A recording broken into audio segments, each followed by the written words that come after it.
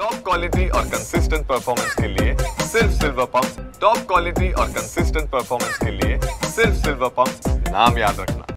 सारंगी महाजन यांची परळी शहरातील जिरेवाडी शिवारातील काही जमीन होती आणि ते कमी पैशामध्ये लादली असं त्यांनी आरोप केला होता आणि त्याच्या संदर्भामध्ये त्यांनी अंबाजोगाई न्यायालयामध्ये धाव घेतलेली आहे। आता मी त्यांच्यासोबत आहे। आता काय सांगाल आपण, त्यांची काही जमीन होती परळी तालुक्यातील जिरेवाडी शिवारामध्ये, किती जमीन होती आणि काय विषय होता तो? माझी 64 आर बरळी बीड बायपास नवीन महामार्ग झालेला आहे, त्यामध्ये माझी 26 गुंठे जमीन गेली आणि 36.5 गुंठे जमीन माझी ही ह्या लोकांनी फ्रॉड रजिस्ट्री लावून माझ्याकडनं बळकावलेली आहे। जी लोक आहेत ते आपण जे आरोप केला आहे, धनंजय मुंडेचेच माणसं आहेत सगळे।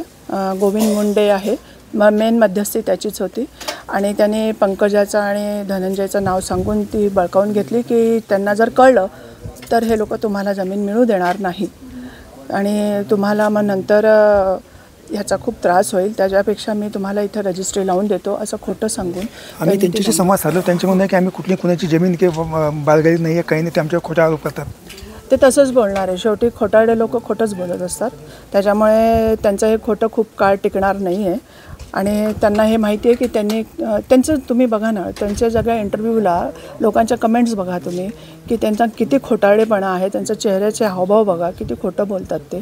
त्याच्यामुळे मला माहिती आहे हे सगळं कारस्थान रचलं गेलेलं आहे आणि ह्यामध्ये पंकजाचाही हात असावा असं माझं पूर्णपणे असं मला वाटतंय। कारण काय आहे माहिती आहे, हे दोघं बहीण भाऊ किती दाखवत असते लोकांना तरी हे सगळं आतून एक आहे। पंकजाशी संवाद साधला होता, ह्या पंकजामुळे त्यांनी आम्हाला या माझ्या आयुष्यावर कुठलंही काही माहीत नाही आहे। तिला सगळं माहिती आहे, तिच्या आईला सगळं माहिती आहे, सगळ्यांना सगळं माहिती आहे, पण सगळं असं आहे ना, येडा बनून पेढा खातात आहे। आपण आता या संदर्भात न्यायालयामध्ये गेले, न्यायालयात आता दुसरी तारीख 4 तारीख दिलेली आहे।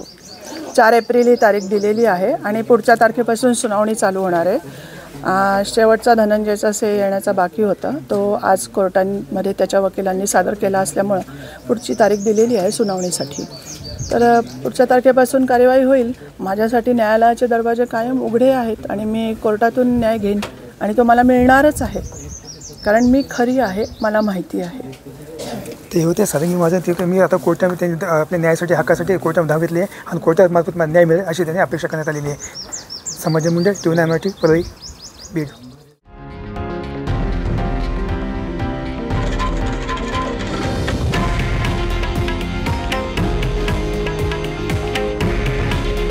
हे आहे देशातील नंबर 1 न्यूज नेटवर्क आणि आपण पाहत आहात TV9 मराठी।